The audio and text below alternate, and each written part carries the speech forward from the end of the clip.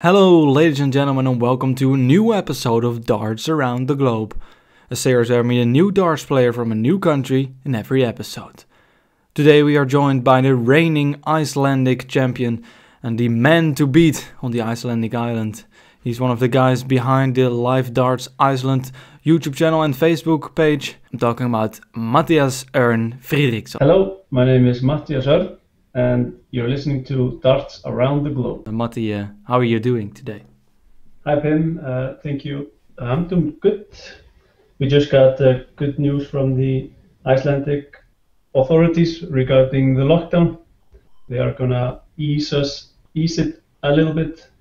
So we haven't been able to play darts competitively for months now. So if what they are suggesting will come to pass next week, then we should be able to start throwing in person again.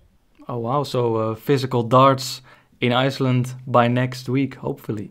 Yes, and the timing couldn't be better because we have Reykjavik International Games coming up at the end of January. Oh yeah, there's certainly some darts development in Iceland going on the last couple of years, but we will start with your own career because you're a fine and developing player yourself. 2020 obviously was a difficult year for darts players, and especially for darts players who participate more in the amateur game and are slowly developing, just like you. You did get the chance to play on Q School, the EU Q School, the European Q School. You got some third rounds over there. What was your experience at the Q School? Q School for me was a big learning experience. Coming into it, I didn't have any expectations. I just wanted to get to know, the surroundings, get to know what it was like to play against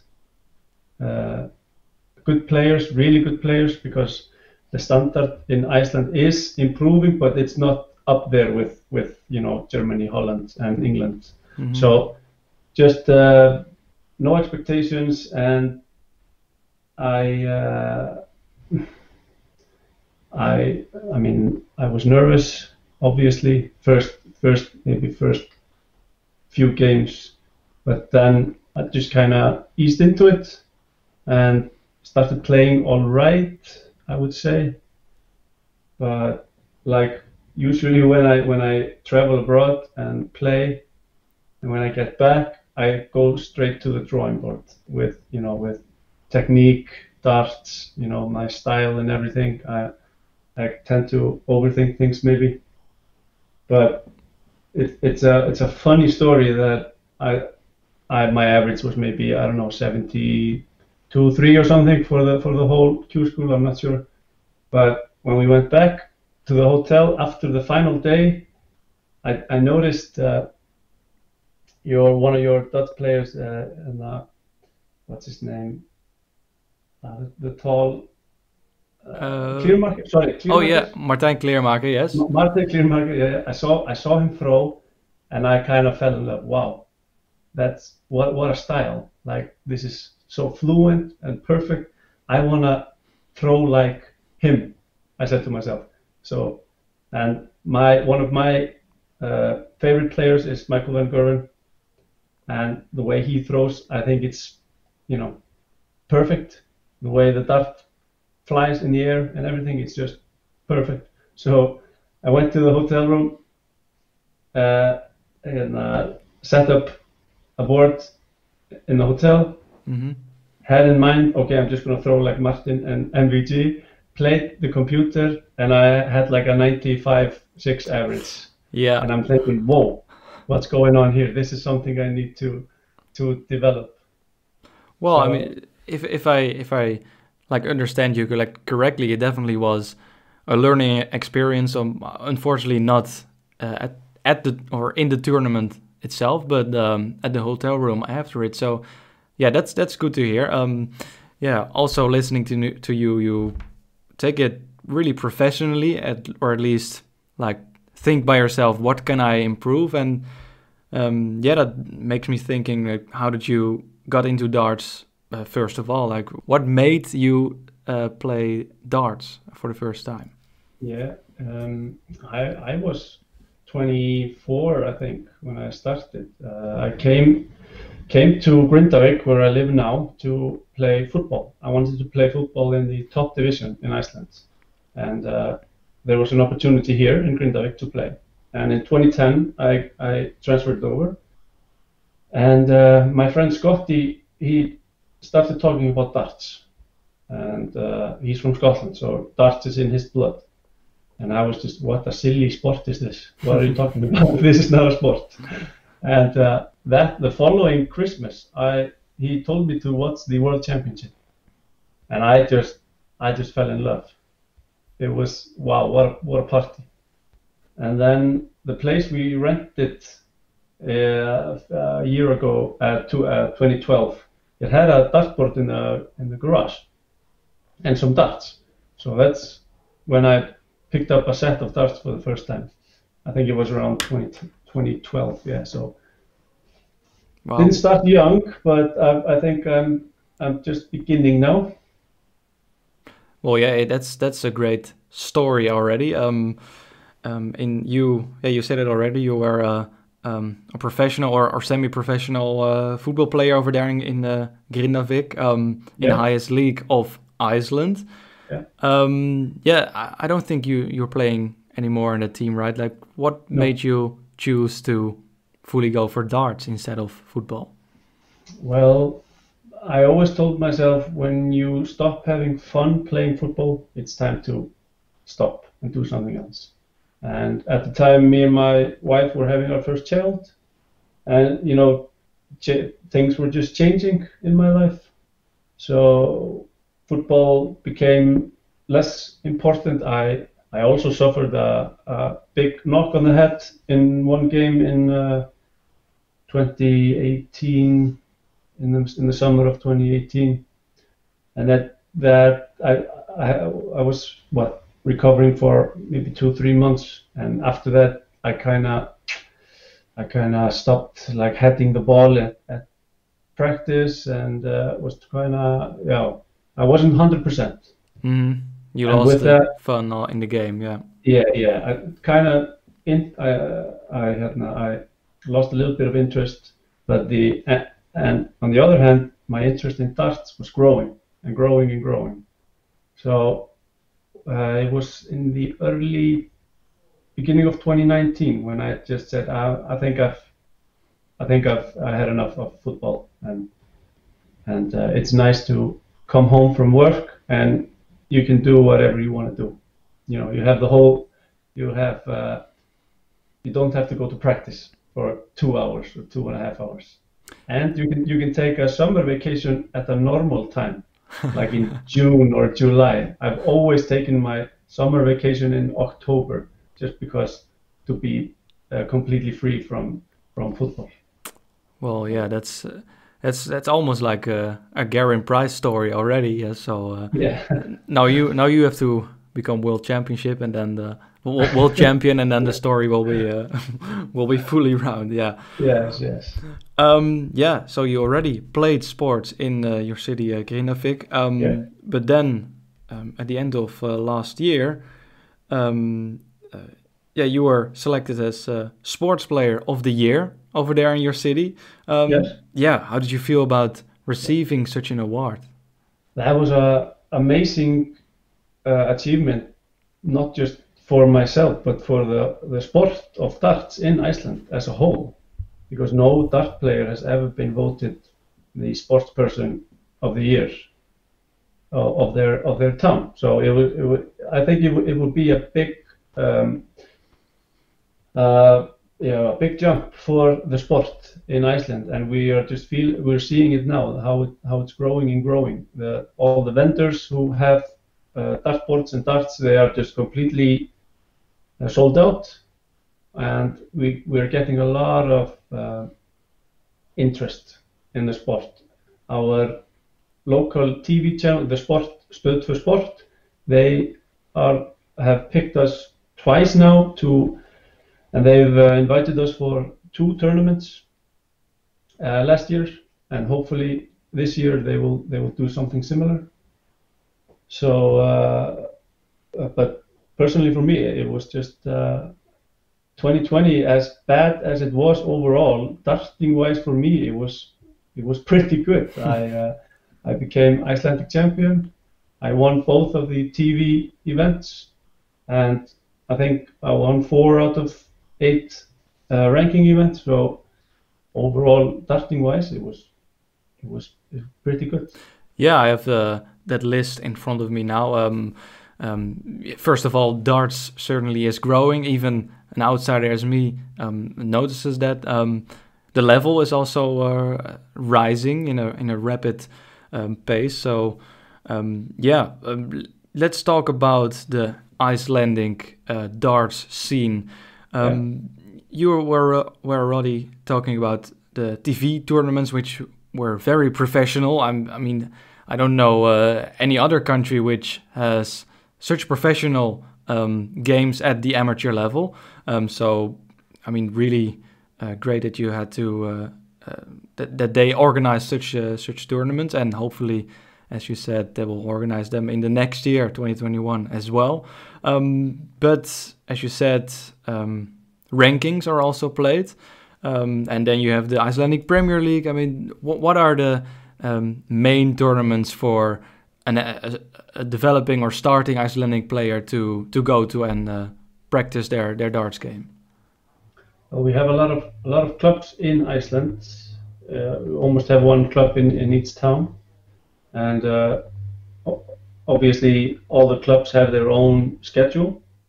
But we in the Icelandic Darts Association, which I'm the vice president of, we manage the ranking events, the Icelandic championships, the Premier League, and like the big tournaments and the TV tournaments as well.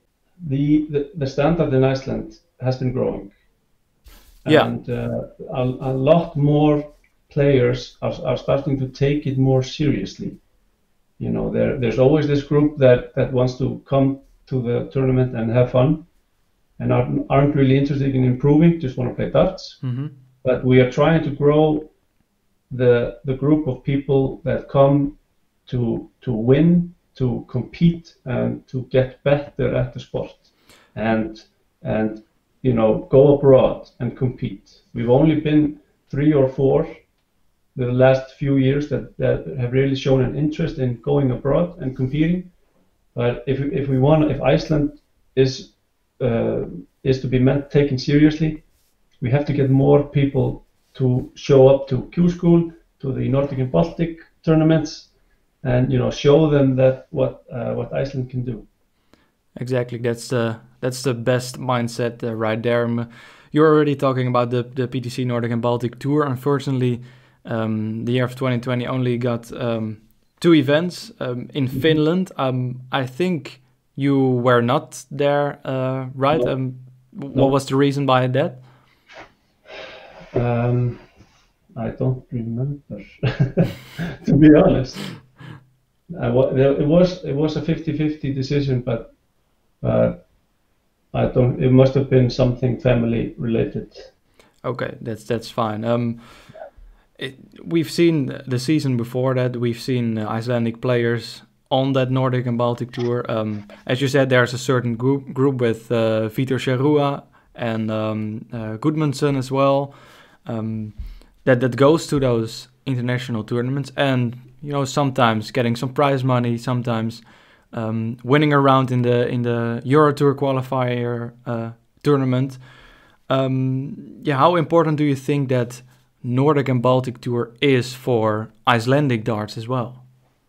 I mean, it's the most important. That's our route to the World Championships. It's as simple as that. We can't really play any qualifiers for the World Championships. We have to do well on this tour, the Nordic and Baltic. So it's pretty important to get as many players to attend, and also for the World Cup, because the World Cup is an invitation tournament.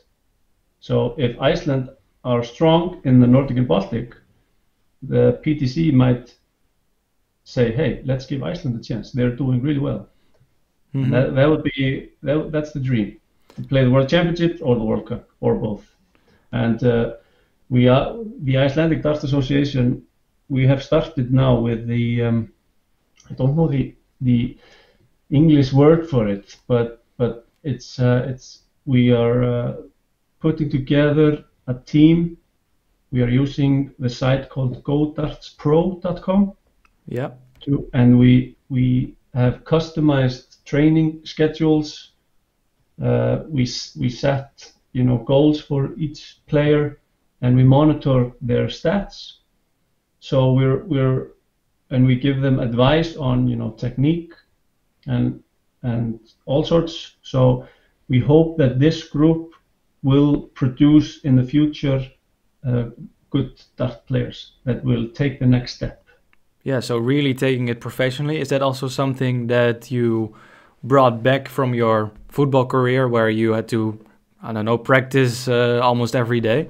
Yeah, I mean you have to practice every day. You have to take it seriously if you want to get better. I mean I've been throwing for 8 years now, and my average is maybe it's creeping up to 80. I've had a few 100+ training sessions where I play using Dart Connect. And that really is a boost, to show, hey, I can do this. It's there. I just need to produce it more often, and especially during a game. Yeah, exactly. You are the reigning Icelandic champion. As you said, you've won the Icelandic Premier League. On my list, there's 3 APS ranking tournaments you've won. You've won those 2 TV tournaments. Almost every title went to Friðriksson. Obviously, I assume you are also in that team of talents, as you describe. Yes, I'm a coach and a talent. Coach and wow. Yeah, just before this interview, I was working on a beginners, like a course. A video course for beginners, where I talk about just the basics that you have to have, the foundation, that the foundations need to be right, so to build on, like stance, grip, follow through, etc. Yeah, and the plan of that team, how big is that team, and do I have to imagine that by next week, when the restrictions are going away a little bit, do I have to imagine that team coming together and play against each other or something like that? Yeah, we are planning on meeting at least 2 or 3 times over this year. The group is around, I think it's 20 people. Okay. And we just started in December when we started recruiting, and we've got 20 so far. So it will be good. We've set up a training plan that ends at the end of this month, and with Reykjavik International Games RIG tournament, the pinnacle, the end of that schedule. So after that, we will look at the stats, see where we need to improve, and then adjust and create a new schedule for February and so forth. Wow, that certainly sounds good, and hopefully there's some development going on there after the Reykjavik International Games. Was that it? Yes. Okay. Reykjavik, yeah. Reykjavik is the capital. Yes, I know. Yeah. You are one of the guys behind Live Darts Iceland. It's for the people who don't know it, it's a big Facebook page, and you also have a YouTube channel where you started live streaming Icelandic darts, and it grew out to be like somewhat a cult behind darts fans. They all know about Live Darts Iceland, about those crazy guys playing some darts over there in Iceland. Can you tell us something about Live Darts Iceland? How did you started that idea?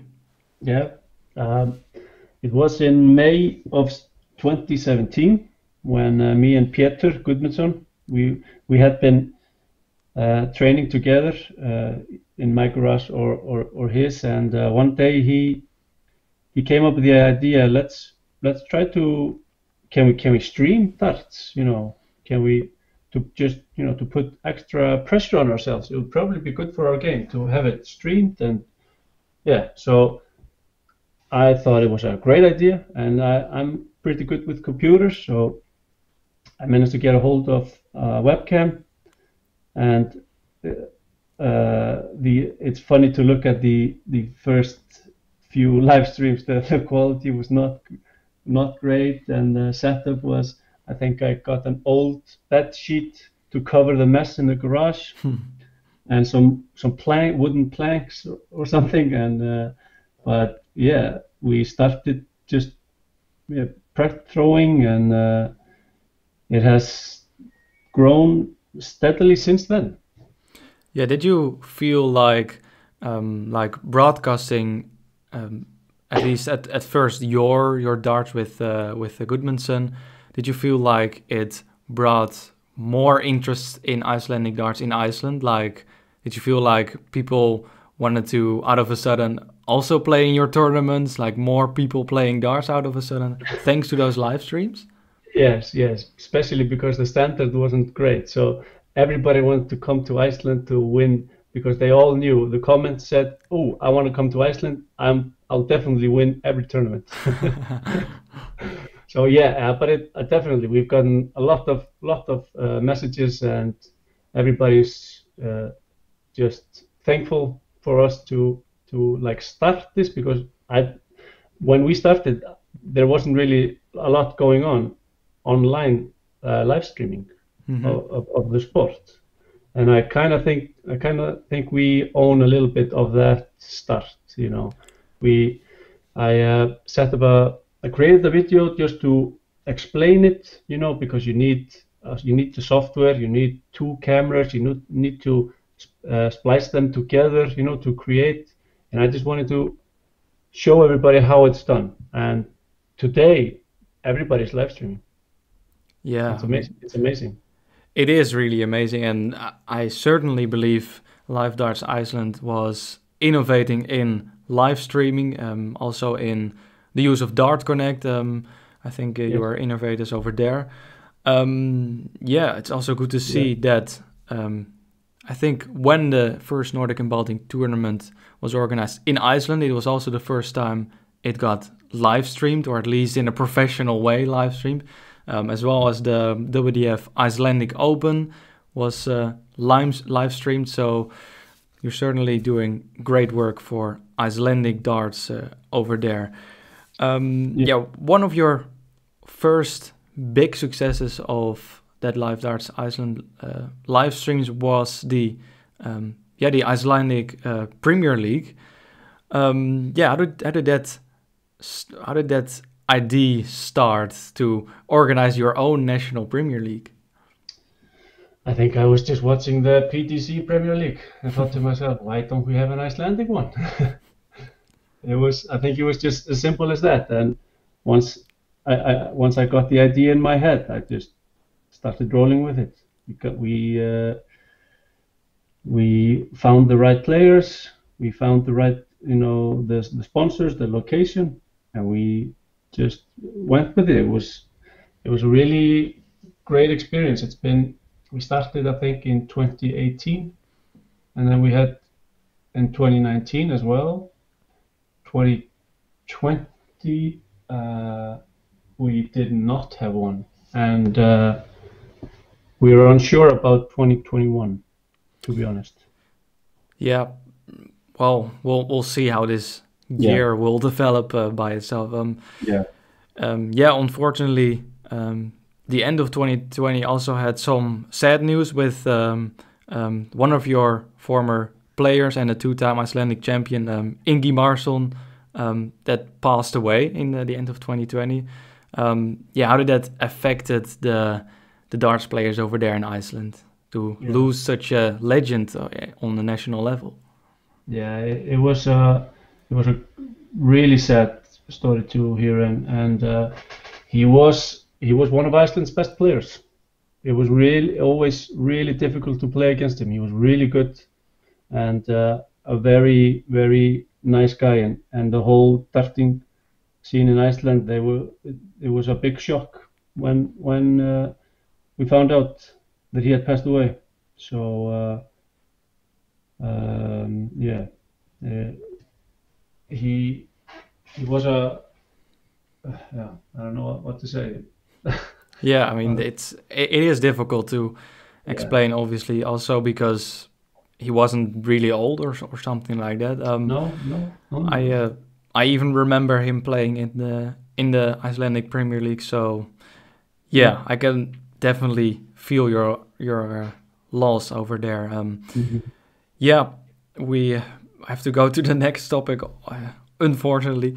Talking about the future of Icelandic darts, you already described how you are taking it professionally for yourself, but also for a full team of 20 players over there in Iceland. Yeah, can you tell us a little bit more about the future of Icelandic darts? Will we maybe see a Nordic and Baltic tour again?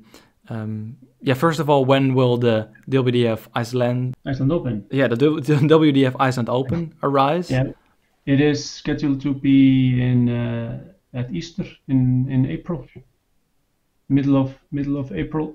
Hopefully that will continue. And the Nordic and Baltic tour, is there any development going? Because we don't even know when it will continue or if it will continue in 2021. Yeah, well, we don't know. They haven't released it, but we have made it really clear that Iceland is ready to host at least one weekend of the tour. We just opened one of the best darting bars probably in Scandinavia. It's in downtown Reykjavik, the best location you can get. It has 2 floors plus a main room, which will have around 30 boards in total. Wow. We have it's called Bullseye Reykjavik, and they are having them serve Icelandic darts is just amazing. Are those ideas in your mind about moving to the bigger city, or are you finding in Grindavik now? I'm fine in Grindavik. Grindavik is the mecca of darts in Iceland. I have to say, if we compare Reykjavik to Grindavik, Grindavik wins 9 out of 10 times. Okay, still, yeah. Yes, we have Mr. Guðjón Hauksson, which has, I think, 11 or 12 Icelandic championships, and I think there's a dartboard in every other garage, if not every garage in Grindavik. Yeah, how do you think darts is so much played not only in your own city of Grindavik, but also in Iceland itself, because it's a country with a really small population compared to other countries, obviously. What makes Icelandic people like darts? Well, probably it's an indoor sport. The weather in Iceland is not can change in 5 seconds.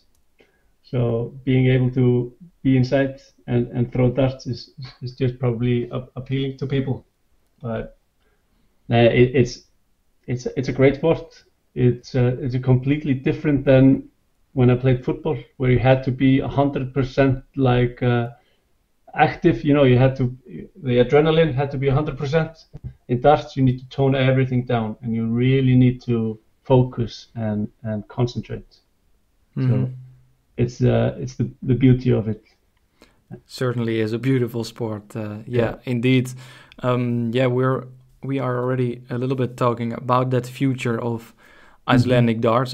One of the names that maybe, besides you, obviously you are not a very old darts player, so you have a lot of years to go yet. But yes, a younger a younger player than you, Alex Matti Fridriksson, the son of your friend the Gudmundsson.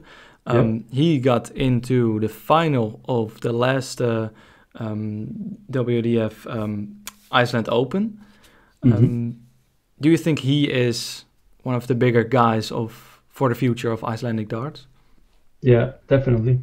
He's been improving a lot. I remember him when he was barely could reach and grab his darts. He was that small when he started, but he's been improving ever since, and he's the first player in Iceland to get his own signature darts. I saw that, yes. Yeah, in conjunction with one of the dart shops here in Iceland. So there are big things if he continues to play. You know, he is, I think he's 16 years old. When you're 16, there are a lot of other interesting things in your life.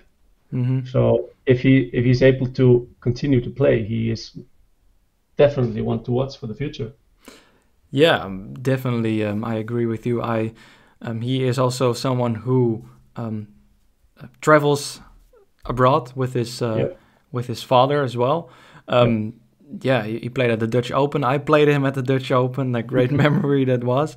Another guy, obviously, we don't have to forget him, is Halli Egilsson, also a guy who works very hard to go abroad and to play darts and represent Iceland over there. How do you see Iceland? Do you see more Icelandic players going abroad in the future to tournaments? Yeah, I mean that's our goal here, to get more people to play. We're seeing the increase in sponsorships. So companies in Iceland are willing to help players go abroad. For example, myself, I am signed with 180, the 180 distributor here in Iceland, and a few other players as well. And then we also have Winmau and Unicorn. So because obviously we live on a small island, we need to travel a lot to these tournaments, and it's not for free. So getting some sort of sponsorship, some deals, really helps. Sponsorship certainly is important to make your dreams come true. Yeah. Talking about dreams, what are your goals in the coming years as a darts player yourself? I mean, the ultimate goal is to do well on the PTC Nordic and Baltic. It's either that or go to Q school and try to do well on the challenge tours. Okay. And will you attend Q school this year? I am 50-50 about it. I mean, the whole coronavirus situation, it's not great. But I'm COVID free for now, at least, knock on wood. Mm-hmm. But my wife, as a nurse, she would rather not me traveling and get infected and infect her. So it's kind of, I would say it's a 50-50. I really want to go because I know what I've changed darts. The new darts I'm using are flying extremely well. I'm practicing. I mean, this COVID situation, I've been working from home, which gives you more opportunity to throw. Mm-hmm. So hopefully I'll be there in Frankfurt. But if not, then the Nordic and Baltic is what I aim to achieve. Yes, with all the events in Iceland, I want to win them all. Of course, and obviously representing Iceland in maybe the new WDF tournaments that are slowly arising, and that's kind of an unknown factor right now. Exactly, yeah. The WDF and what they plan to do. So we were supposed to get WDF points for the RIG tournament at the end of January.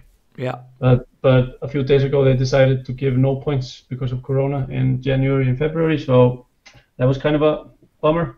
Mm-hmm. Iceland Open will have WDF points, and it might be one of the first WDF tournaments that get some points, because we are ready for that start amateur darts again. Yeah.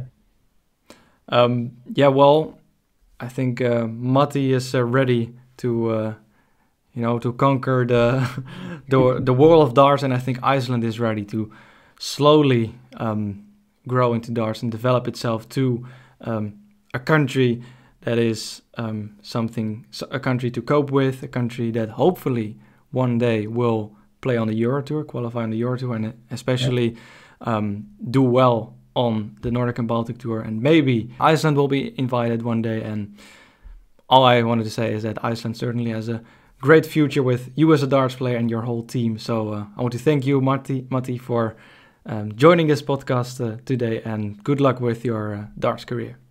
Cheers. Thanks for that.